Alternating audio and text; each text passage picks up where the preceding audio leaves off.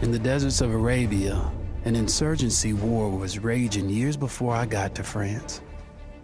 Tribes of Bedouins had united to fight a war that was very different from the one we fought in the trenches. Using small, mobile units, they challenged the might of an empire, and they were rallied around the ideas of a single, influential warrior. Ideas of freedom and change.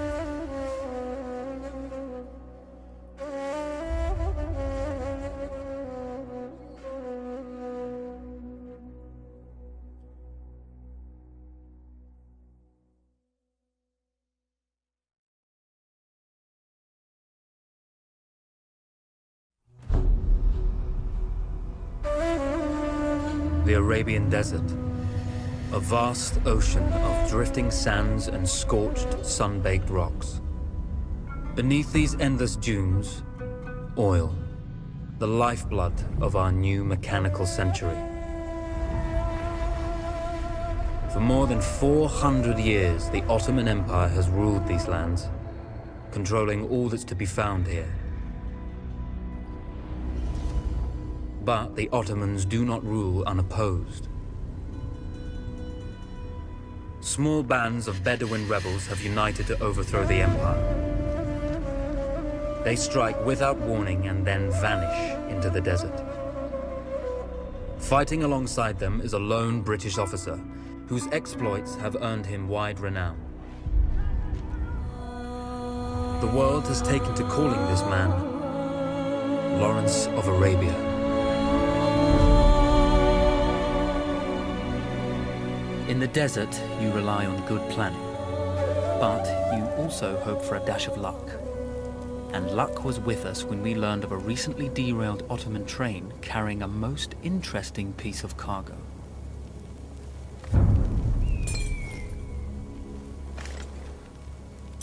A small patrol had joined the Ottomans who survived the crash.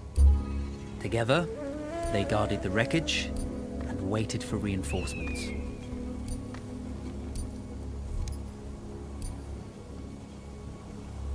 When your enemy has better weapons and better equipment than you, steal from your enemy.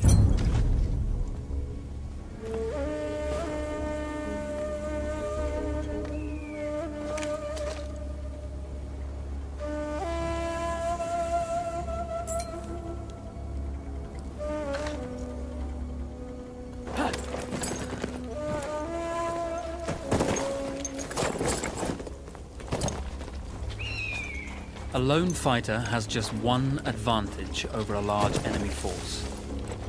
A lone fighter can move unseen.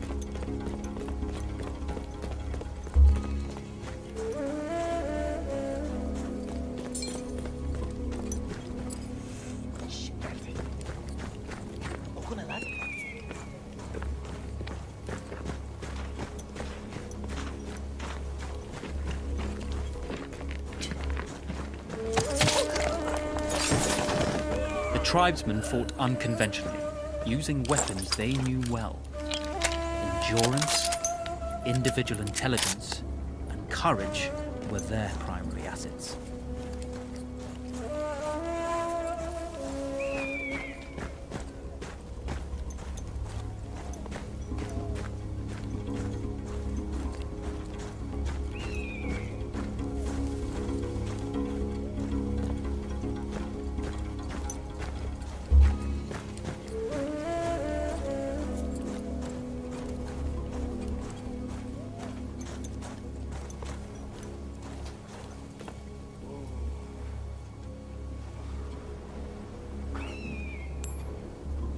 Hep bir bokluk çıkıyor ya, he mi?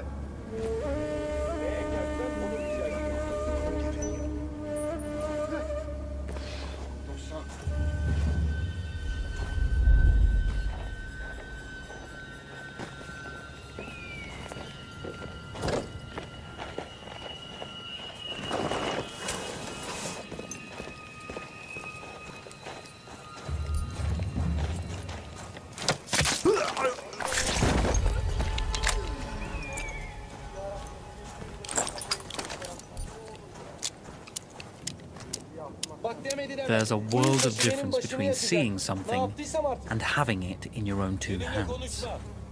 Bir cenabetlik var sende.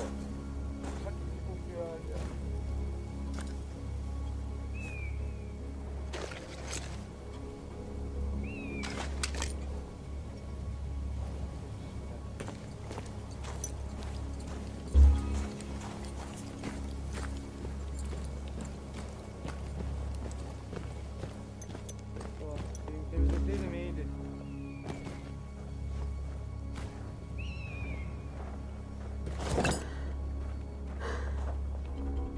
Kardeşim, her şey yolunda mı?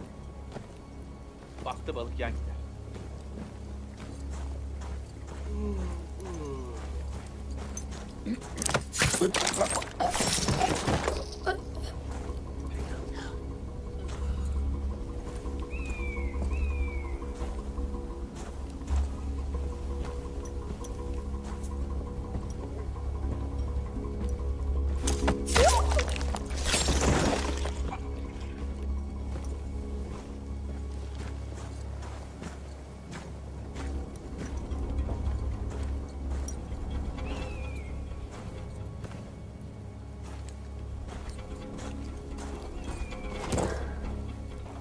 Bizim hudutlar fazla engin ondan olur. Tedbirli olmak lazım. Yoksa sonumuz Romalılara benzer. Şu işi. İnşallah. Atlatacağız inşallah.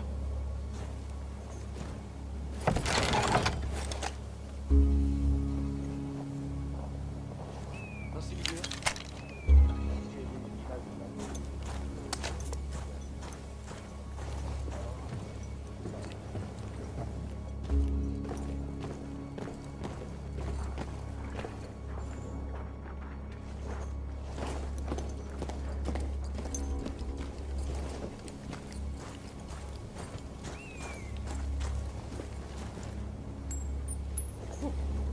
Amına kocam ama yine mi?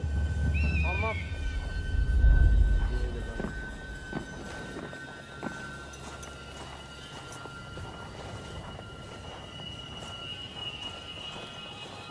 Ne düşünüyorsun öyle? Boş ver.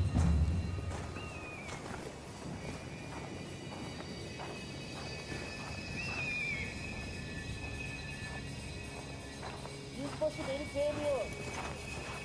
Benimle konuşma. Bir cenabetlik var sende.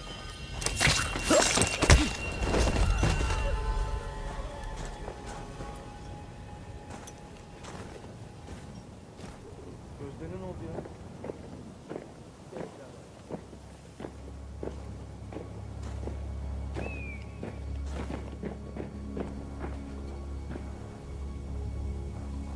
Ayaklarım buz kesti. Hep şu Cevurların için bu hal. Hala öfkeli misin? Baktım onu kendine.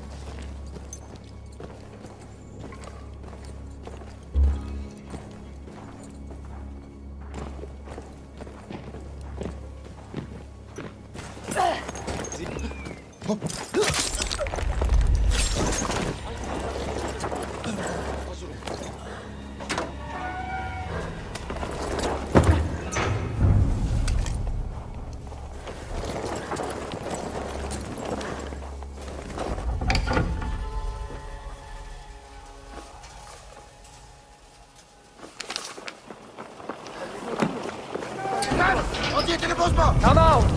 It's over.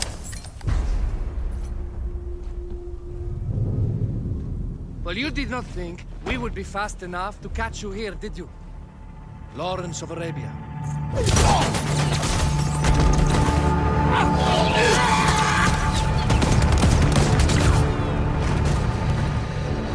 Actually, I was rather depending on it. Lawrence. Well, this is very clever. Now the hunter becomes the hunted. So who might you be? How enchanting you are, my dear. Ahmed, I'll show you enchanting. If it weren't for you, I'd be free. Free, is it? You'll be free when you're dead. And I'm happy to tell you, the Empire intends to grant you all this freedom very soon. Even now, An engine of destruction scours this desert, obliterating your allies, your families, your homes. Soon there will be nowhere to run. Nowhere to hide. Soon all that you know, and all that you love, will be ashes. You will all be free to die. Oh. Ah, you animal! Zara!